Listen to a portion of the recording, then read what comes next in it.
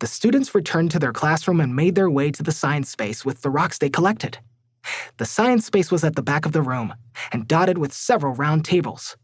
Along the wall was a shelf that held plastic bins filled with science supplies.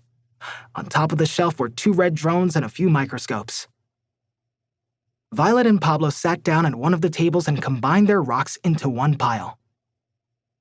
"I can't wait to look at these with the microscope," said Violet. She picked up a small tan rock and held it up to her eye. "I wonder what we'll be able to see." "Hola, can I sit with you?" The 2 best friends looked up. Their classmate Daniel was standing behind the empty chair at their table. "Claro que sí, of course," Pablo replied.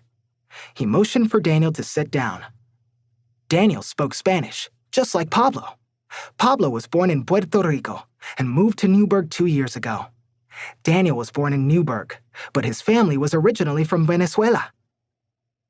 "How many rocks did you find?" Pablo asked. He looked at the huge pile of rocks Daniel was cradling in his arms. Daniel dumped them on the table. He was holding so many that a few fell on the floor. 27, he answered proudly. "I love collecting rocks. Check this one out." Daniel picked up a rock from his pile. It was rough with speckles of black, gray, and white. "This is a diorite rock." He held it out for Pablo and Violet to examine. What?" said Pablo. "Diorite," Daniel repeated.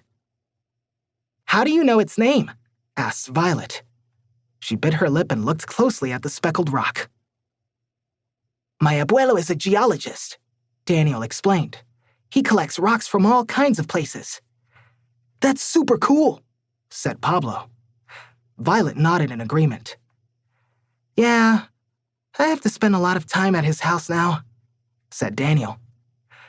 Just then, Mr. Ang walked up to their table. He was holding a bin of magnifying glasses and had a stack of worksheets tucked under his arm. "Mr. Ang, when are we going to look at our rocks under the microscope?" Violet asked. "We won't be using microscopes today. Rocks aren't flat enough, but we will use these." Mr. Ang set 3 magnifying glasses on the table. Violet sighed and frowned. "Don't worry, Violet," said Daniel. "You could still see really neat things with just a magnifying glass." "You sure can." Mr. Ang winked. Then he handed a worksheet to the group before moving on to the next table. Violet, Pablo, and Daniel read the worksheet together. Rockin' around the rock cycle. The rock cycle is a long and slow process that creates the different types of rocks found on Earth. It can take millions of years to complete. The rock cycle begins with melted rock called magma. Magma is found deep in the Earth's crust.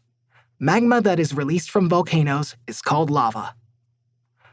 When magma cools, it turns into igneous rock.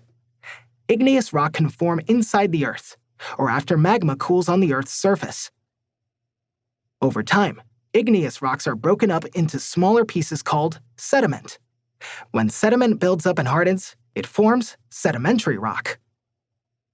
Other rocks will eventually cover sedimentary rock and push it back deep into the Earth's crust, where there is a lot of pressure and heat. This transforms sedimentary rock into metamorphic rock. When metamorphic rock melts, it turns back into magma. Violet bit her lip.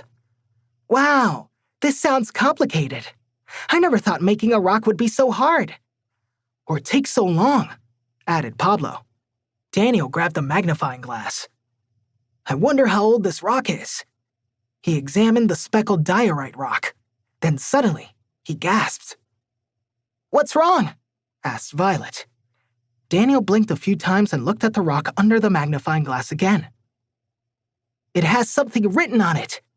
He raised his hand to alert Mr. Ang. "Wait!" said Violet and Pablo together. They each held a finger to their lips. Violet checked to see if Mr. Ang had noticed Daniel's hand. "Don't say anything," she whispered. Daniel's eyes widened. He slowly set down the stone.